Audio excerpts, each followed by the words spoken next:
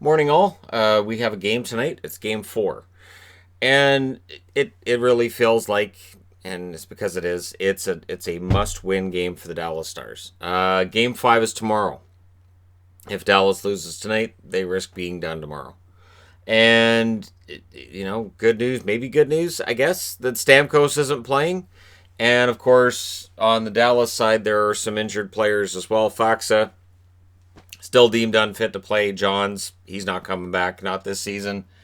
And so Dallas has to find a way to scratch things together and make it work. And now it comes back to the storyline we've had on and off all season. Benn, Seguin, Radulov. These are the three guys who need to produce if Dallas is going to stay alive. And again, they can be red hot at times and ice cold. And this is the frustration that I feel as a Stars fan throughout the season, and it's played right through to the Stanley Cup final. Where when they're good, they can be fantastic. The team can do this. And when they go ice cold, it can be rough. But again, I've said this throughout the playoffs. I do think Sagan's been fighting an injury. However, over the last couple of games, and now I think there's a lot that's going on in his head that's causing this to get worse. They showed in the last game him slamming the door to the bench. He's clearly very frustrated. He's taken like 61 shots, some ridiculous total, and barely anything gone in for him the whole time. So it is starting to get to him, and we'll see how things go tonight. But they need a goal or two or three from this line. These three guys. Not an easy task winning in the Stanley Cup final against a team like Tampa, who have looked excellent, just all around excellent.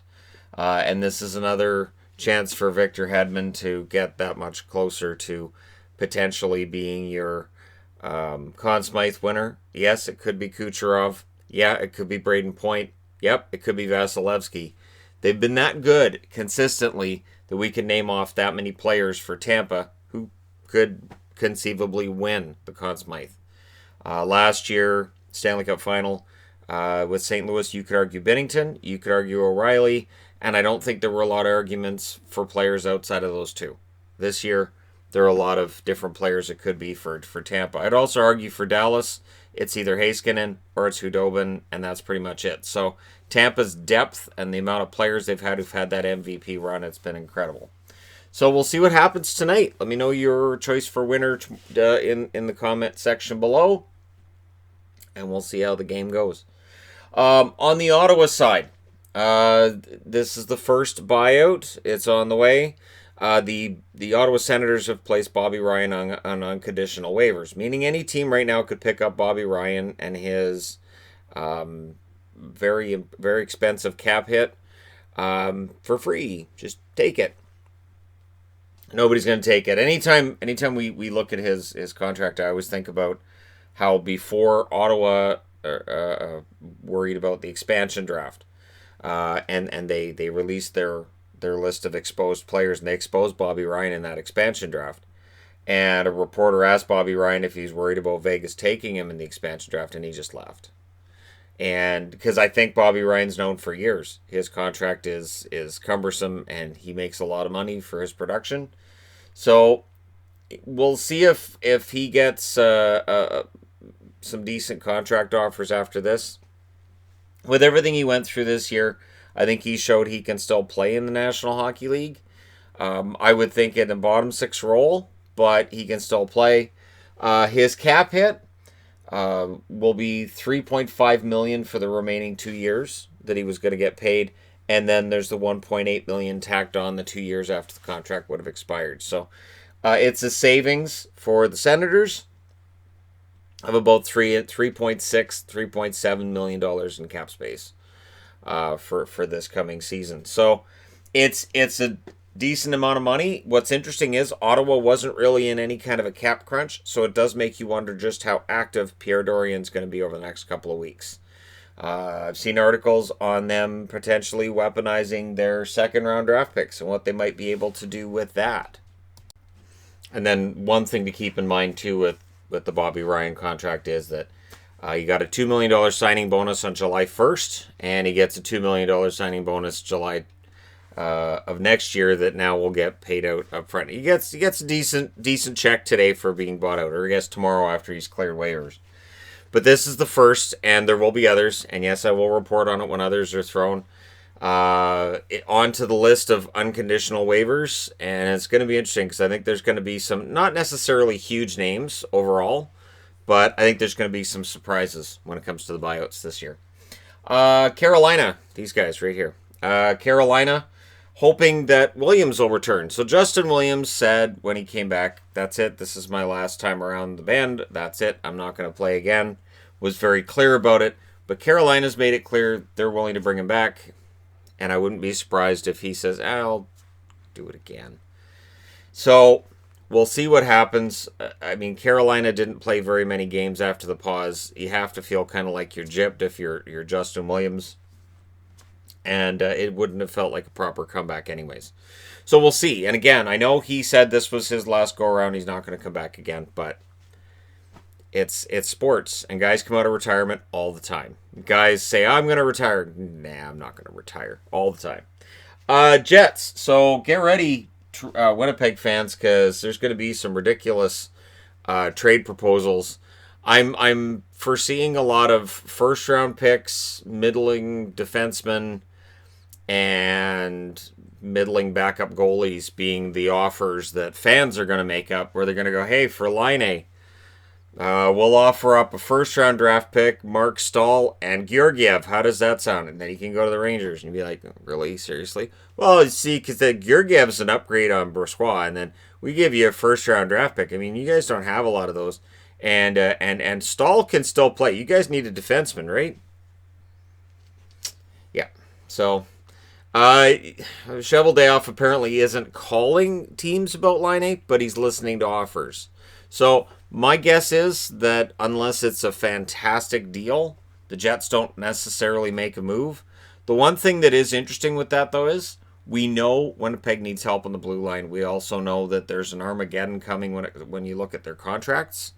And Laine's bridge contract he just signed last year is part of that.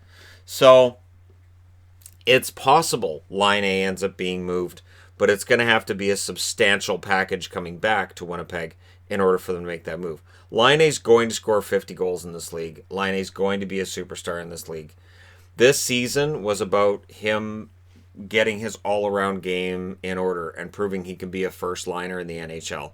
One of the best turnarounds I've seen of a player going from kind of a me style of play to, okay, I'm going to play for my line mates, make a lot more passes. I think his step forward this year was fantastic.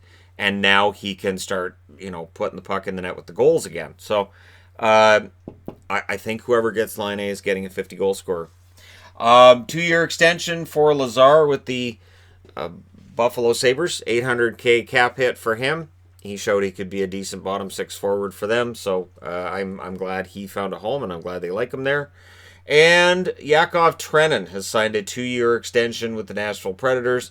That carries a cap hit of $725,000. He'll make $700,000 the first year of the contract, and $750,000 in the second year of the contract. So yeah, we're going to see some buyouts. We're going to see a lot of action.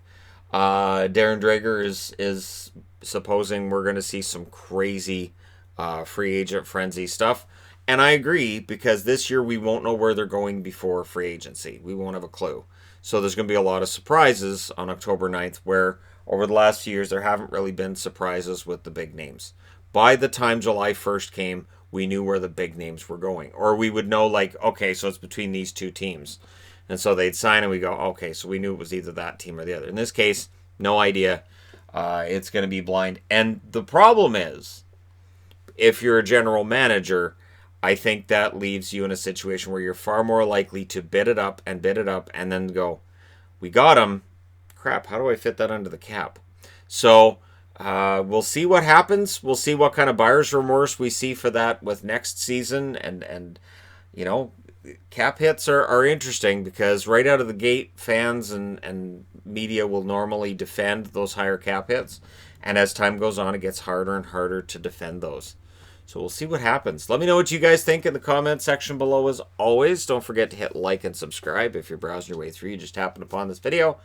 And I may be a Dallas fan, but good luck to both Dallas and Tampa tonight.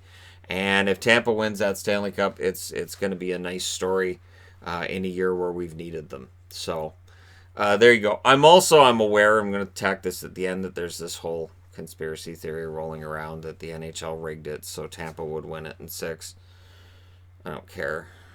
I just think it's really bold of somebody to come out and go, it's rigged. And the way they rigged it is for the most popular pick to win the Stanley Cup in the finals in the exact number of games. A lot of people, before the Stanley Cup finals started, there were a lot of people saying Tampa in 6. Tampa in 6. And I was figuring probably Tampa in 6. Now it might end up being 5, but that won't matter, because with these theories I found that even if you prove something wrong, they go, we don't care. So, no. These guys aren't staying away from their families for months and months for something that was predetermined a long time ago. That's not a thing.